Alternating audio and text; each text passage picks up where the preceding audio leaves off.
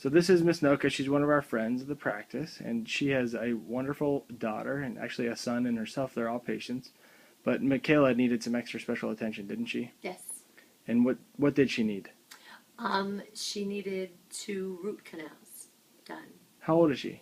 13. And so she's 13 and she needed 2 root canals. Was she scared about that? Oh, yeah, terribly. She was terrified. Yeah, she was terrified. Yeah. Yes. And what did we do that made it easier for her?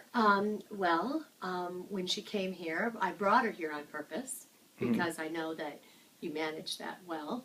And she came in and you talked with her. You were able to make her feel comfortable, giving her some sedation to help her to be comfortable. She went through it perfect. Yeah, it did go well for her, didn't it? Yeah, so, it did it work on the first try that we did? No. Yeah, it didn't.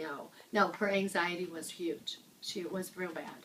And then after you had tried the first time, and instead of pushing her, she appreciated that you didn't. And when I took her home, because she was sedated, she wasn't sure what had happened because she didn't feel anything. And I told her it didn't work for us the first time because she was very anxious and fighting the medicine.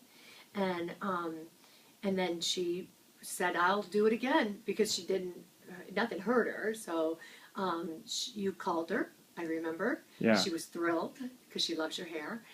She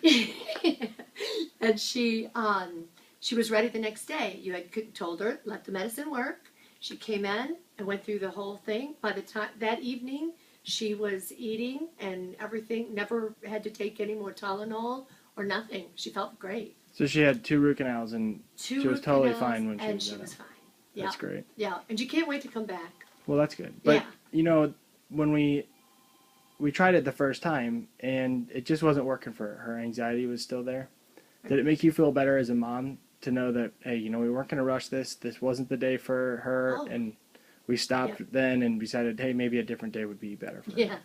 Yes.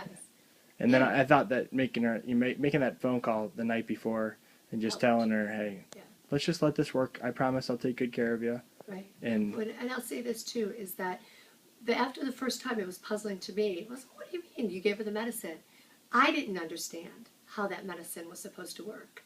That it was her that was supposed to let it work. That it was like a hypnotic thing, right? I didn't know that. So I was even more comfortable knowing that, oh wow, this is kind of her control. A lot of her control. Yeah. More than like just medicating her to be like oblivious. It makes a bit, getting the medications to work the way that they're supposed to work and knowing how they work really lets me do the best that I can to take care of everybody on an individual basis. Yeah.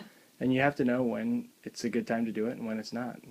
And so I'm really glad that we were able to take care of her and she didn't have any pain while she was here and she's excited to come back again. Yeah, she is. Thanks, Michelle.